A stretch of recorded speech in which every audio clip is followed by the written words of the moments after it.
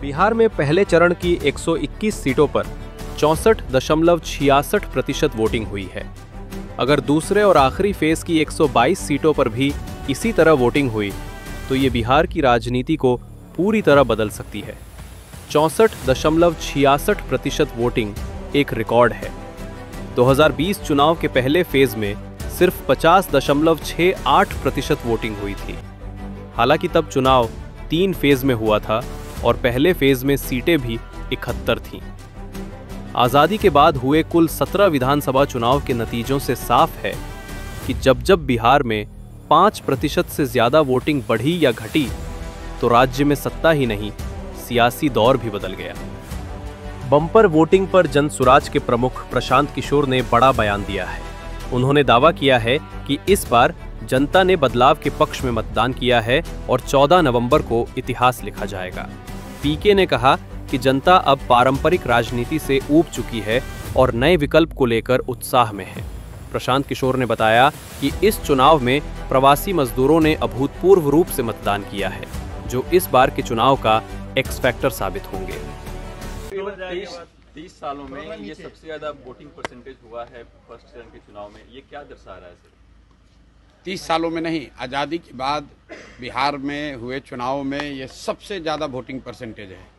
ये 2 बातों को दिखाता है। पहला कि जो बात हम लोग पिछले कई महीनों से, बल्कि मैं 1-2 साल से कह रहा हूँ कि बिहार में 60% से ज़्यादा जनता बदलाव चाहती है और पिछले 25-30 साल से जो राजनीतिक विकल्प के अभाव में एक तरह से धीरे धीरे राजनीति को लेकर, चुनाव को लेकर उदासीनता बन गई थी, विकल्प नहीं था लोगों के पास।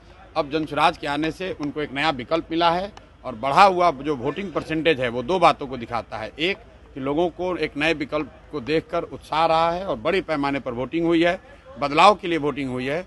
और दूसरी बात, जो बड़े प्रवासी मजदूर हैं जो बहुत बड़ी संख्या में छठ के बाद रुके हुए हैं, उन्होंने अपना और अपने परिजनों का, अपने मित्रों का जो वोट कराया है उसने सबको सरप्राइज किया है।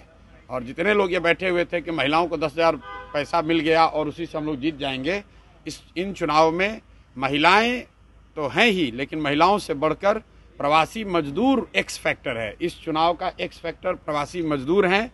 वो क्या कर रहे हैं, वो अपने दोस्तों, मित्रों, परिवार वालों से कैसे वोट करा रहे हैं, इसी से बिहार का चुनाव तय होगा।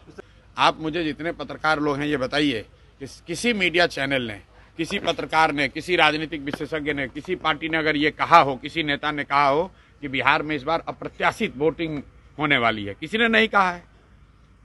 और ऐसा नहीं है कि महिलाओं का वोटिंग ज्यादा हुआ है। पहली बार बिहार में युवाओं की वोटिंग सबसे ज्यादा हुई है। सबसे ज्यादा एग्रेसिव होकर युवा वोट किया है। तो अगर युवा वोट कर रहा है तो अपने भविष्य के लिए वोट कर रहा है, बिहार में बदलाव के लिए वोट कर रहा है, बेहतरी के लिए वोट कर रहा है। स्टेटस को के लिए इतना बड़ा वोट पड़ना यूजुअली संभव नहीं है। 1-2 अपवाद हो सकते हैं, लेकिन जहां कहीं भी पिछले 20 वर्ष में इस तरह से बढ़ चढ़कर वोटिंग हुई है, वहां इनकम्बेंट पार्टियों को, सरकार को खामियाजा भुगतना पड़ा।